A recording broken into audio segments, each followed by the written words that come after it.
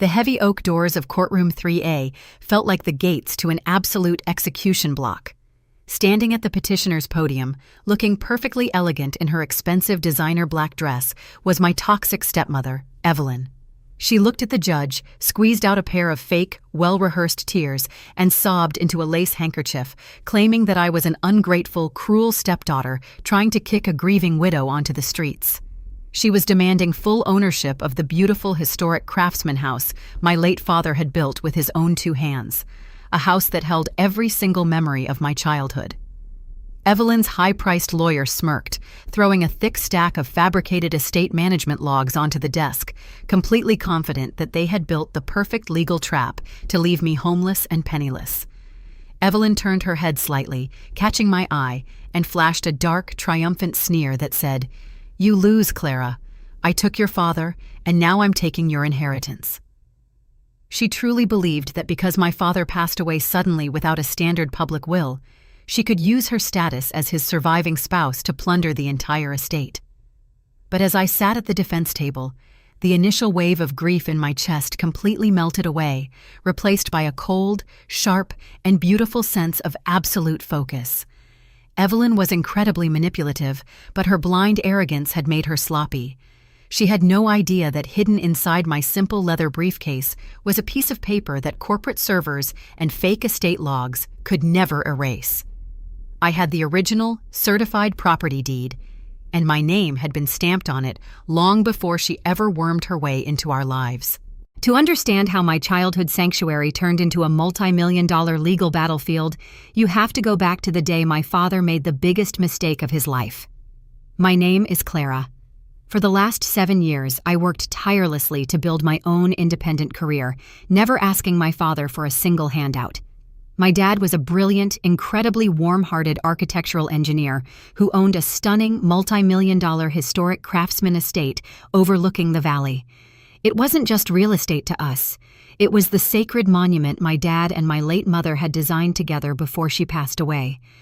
But 4 years ago, vulnerable and deeply lonely after years of isolation, my father met Evelyn at a high society charity gala. Evelyn was a polished, calculating gold digger who hid her venom behind a mask of maternal sweetness. Within 6 months of marrying my dad, she slowly began to isolate him from everyone who loved him.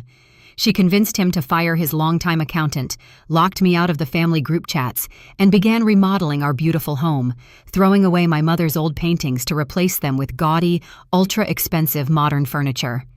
She treated my father like a walking ATM, driving luxury sports cars on his credit lines, while quietly planning how to secure his entire legacy for herself.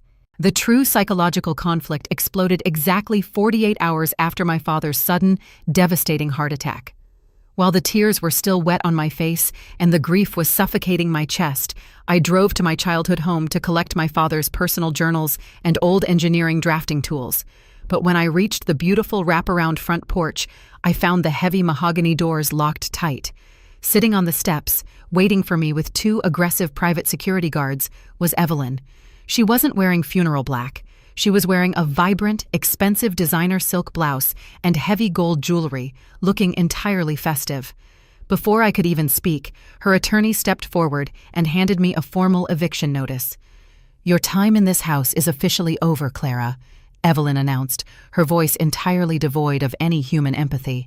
"Your father is gone, and as his legal widow, this entire estate, the corporate investments, and this house belong exclusively to me.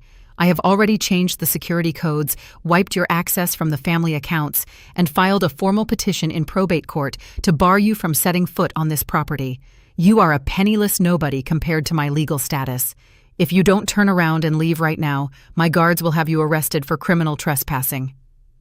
The raw anger burned in my chest as I looked at the woman who had spent years bleeding my father dry, but I kept my composure. I looked her dead in the eyes, turned around, and vowed that she would have to face the true law before she could ever sell my mother's house. What Evelyn completely failed to realize in her blind, greedy quest for absolute dominance was that my father was an incredibly sharp architectural mind who knew exactly what kind of monster he had married. In the final year of his life, realizing that Evelyn was systematically trying to manipulate his digital files and force him into signing an altered will, My dad took extraordinary measures to protect his only daughter. He always taught me, the digital world can be wiped out with a single system hack, Clara.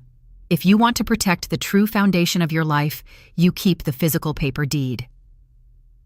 2 weeks before his passing, my dad had quietly called me to his private mountain cabin studio. He didn't use a corporate lawyer or a digital notary network that Evelyn could track. Instead, he pulled up a loose floorboard beneath his drafting table, reaching down to pull out an ancient, heavy tin lockbox. Inside was a pristine, legally certified, and fully executed property deed from 10 years ago. Long before Evelyn ever entered the picture, my father had legally transferred the absolute sole ownership of the Craftsman estate directly into my name as an irrevocable gift, reserving only a life estate for himself.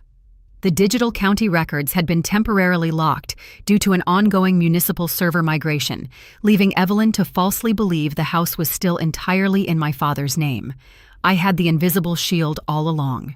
The morning of the formal probate court summary hearing arrived with a heavy, blinding rainstorm that matched the intense legal battle ahead. Evelyn arrived at the courthouse flanked by a massive entourage of high society friends, lifestyle bloggers, and a high-priced corporate litigation team from Vanguard Legal. She had spent the last 2 months launching a massive character assassination campaign against me online, portraying herself as the helpless, victimized widow being attacked by a greedy, estranged daughter. Inside the courtroom, her lead attorney stood up, his booming voice instantly dominating the space as he presented a series of complex digital spreadsheets, fake house maintenance invoices, and a heavily manipulated digital copy of a will that conveniently left 100% of my father's assets and real estate exclusively to Evelyn. Evelyn sat at her table, dabbing her dry eyes with a silk handkerchief, putting on a masterclass performance of absolute grief and vulnerability. She looked across the aisle at my small table, her face twisting into a silent, mocking smirk that completely confirmed her absolute confidence. She believed her expensive digital fabrications and high society network had already sealed my fate. She was ready to watch the judge hand her the keys to my childhood home forever.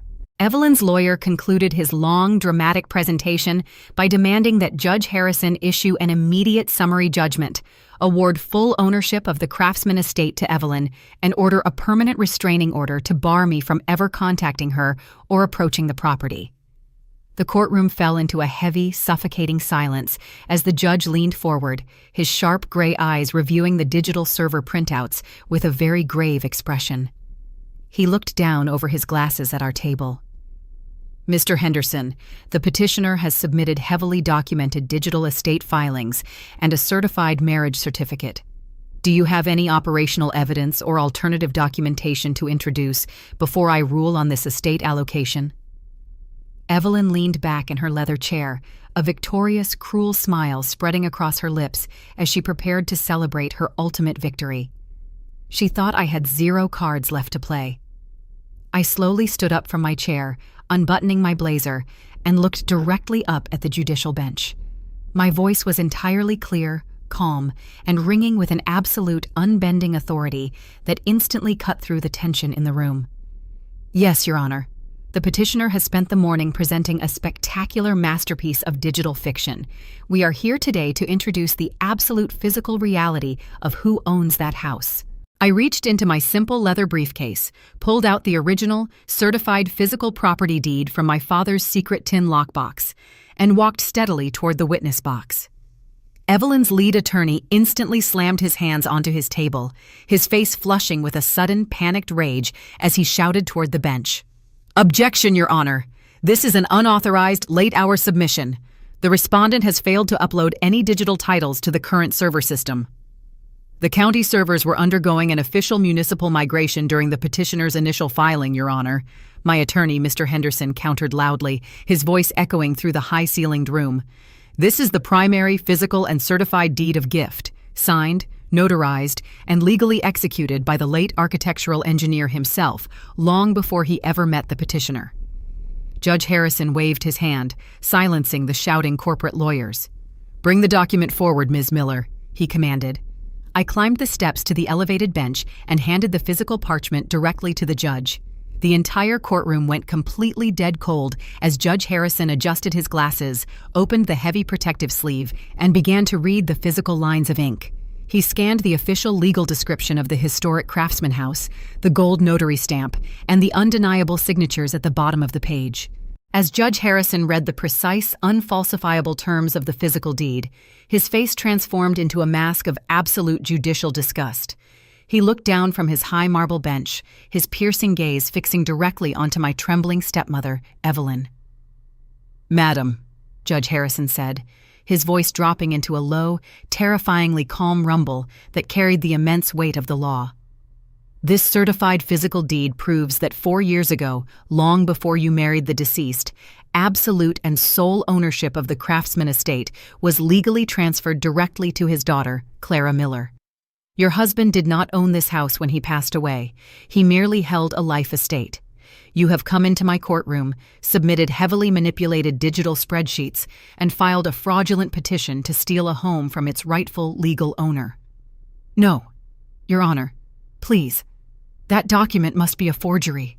He loved me. He promised me the house," Evelyn shrieked, her smooth, high society voice completely breaking into a high-pitched, pathetic gasp as a heavy layer of cold sweat covered her face, ruining her expensive makeup. "Silence, room!" Judge Harrison roared, slamming his heavy wooden gavel down with a resounding crack that echoed through the hall like a thunderbolt. "The gold notary seal is fully verified by the state registry. This civil petition is dismissed with absolute prejudice. Furthermore, I am ordering the immediate referral of Evelyn Vance and her management team to the State Attorney General for immediate criminal prosecution on charges of grand estate fraud, systemic forgery, and perjury. Bailiffs, secure the petitioner." The absolute collapse of Evelyn's fraudulent empire moved with an unbending, beautiful speed. With a criminal indictment officially hanging over her head, her high society friends completely abandoned her overnight, deleting her from their elite social circles. She was forced to sell her luxury sports cars just to afford her mounting criminal defense legal fees, moving into a cramped, basic rented apartment on the industrial edge of the city. The toxic intruder who tried to leave me homeless was finally left with absolutely nothing but her own bitter choices. The very next morning, the heavy rain cleared, leaving a brilliant, warm morning sun to shine over the valley. I drove back to my childhood craftsman home, no longer an evicted outsider, but as the absolute, undisputed owner of the property. I stepped onto the wide wooden porch, unlocked the heavy mahogany doors with my father's original brass keys, and walked inside. The security guards were gone, the fake modern furniture was slated for liquidation, and the beautiful, warm sunlight flooded the grand living room, illuminating the exact spaces where my dad used to design his buildings. A profound, deep sense of absolute peace finally settled into my soul. I was finally back in my mother's sanctuary, and the family legacy was completely secure. As I stand on the front porch of my father's house today, watching the golden evening light paint the valley trees, a profound reflection fills my heart. Our modern world is often filled with greedy, manipulative individuals like Evelyn. People who think that a legal marriage certificate, a flashy high society lifestyle, or a web of digital fabrications gives them the right to trample over the innocent, steal inheritances, and erase the hard work of a lifetime. They believe that true power lies in the corporate networks they can buy and the lies they can spin in the shadows. But this intense journey taught me the ultimate moral lesson of human life. A home, a family, and an enduring legacy cannot be sustained by empty greed and systemic deception. True success and unshakable dignity aren't found in the wealth you try to steal from a grieving family. They are built on the unyielding foundation of character, honesty, hard work, and deep, dedicated love. Evelyn tried to completely ruin my life and take my childhood home, but in her blind arrogance, she forgot that a true daughter's foundation can never be erased by a fraudulent claim. When you stand firmly on the side of truth and honor, the elaborate castles of the deceptive will always crumble into absolute dust under the bright light of justice. If you believe that honesty and true family legacy will always triumph over toxic greed, please hit the like button, drop your thoughts in the comments below, and subscribe to our channel for more powerful cinematic stories of emotional justice. Thank you for watching, and remember, never let anyone steal the foundation your parents built for your future.